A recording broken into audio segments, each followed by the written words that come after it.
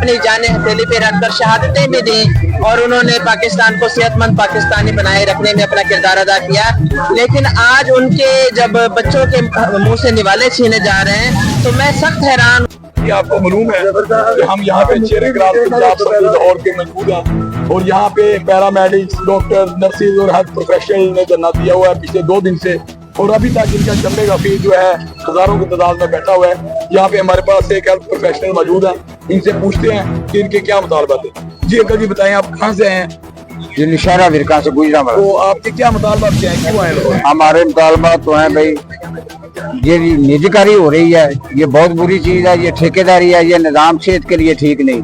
मुल्कों के लिए एजुकेशन और हेल्थ ठीक है, ये जो सरकारी होनी चाहिए, इनमें ज्यादा से ज्यादा फैसिलिटीज देनी चाहिए। इन ठेकेदारी निजाम बिल्कुल ही नहीं होना चाहिए, पहले की तरह चलने चाहिए, पहले की तरह से।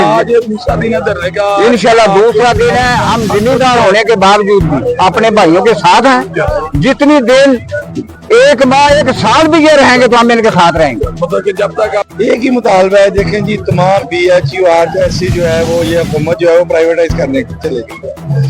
अब इनको मुझे नहीं समझ आती कि हुकूमत को गाइड कौन लोग कर रहे हैं कि आउटसोर्सिंग और ये निजकारी क्या चीज है। गवर्नमेंट कह रही थी हम आउटसोर्स करने जा रहे हैं, निजकारी नहीं करने जा रहे, जबकि ये दोनों एक ही चीजें। आप समझते हैं कि आउटसोर्सिंग निजकारी से मुलाजमीन को नुकसान होगा? बहुत है ही नुकसान भाईजान। आप देखें ना, एक जब क्या कहते हैं BHU या RSC जो है वो प्राइवेटाइज कर दिया गया है तो वो मुलाजिम कहाँ जाएंगे?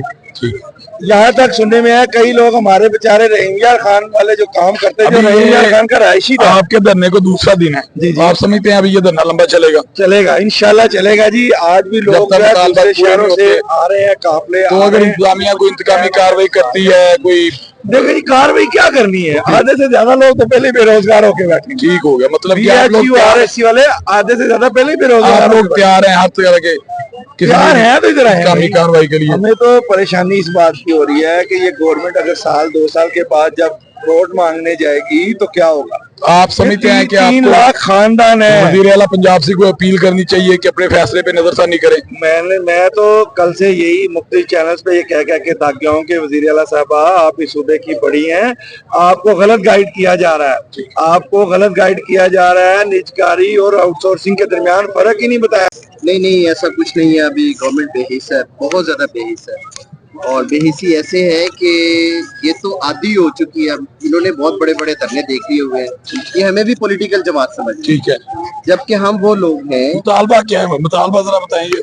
मुतालबा बहुत सादा सा है कि गवर्नमेंट जो है तमाम सरकारी इदारों को बेच रही है, फरोख्त कर रही है।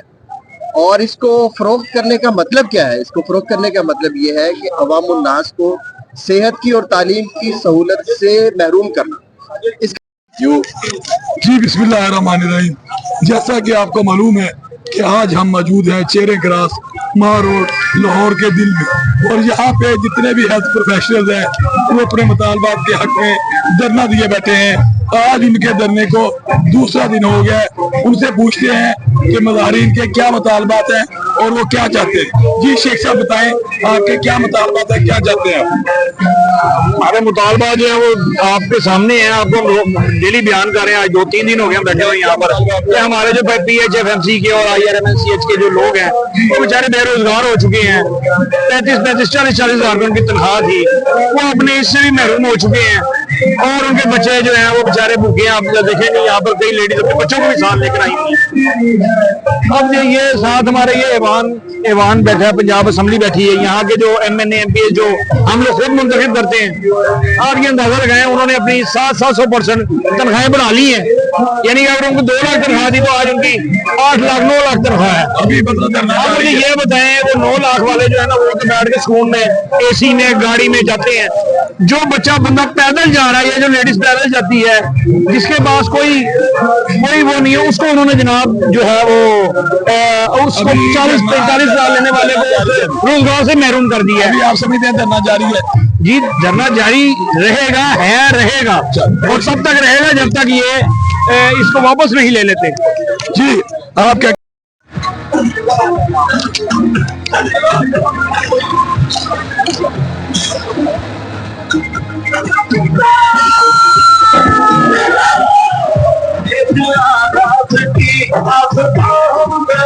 ایک ہے اپنا گھر آسمان زمین ایک ہی سچ ہے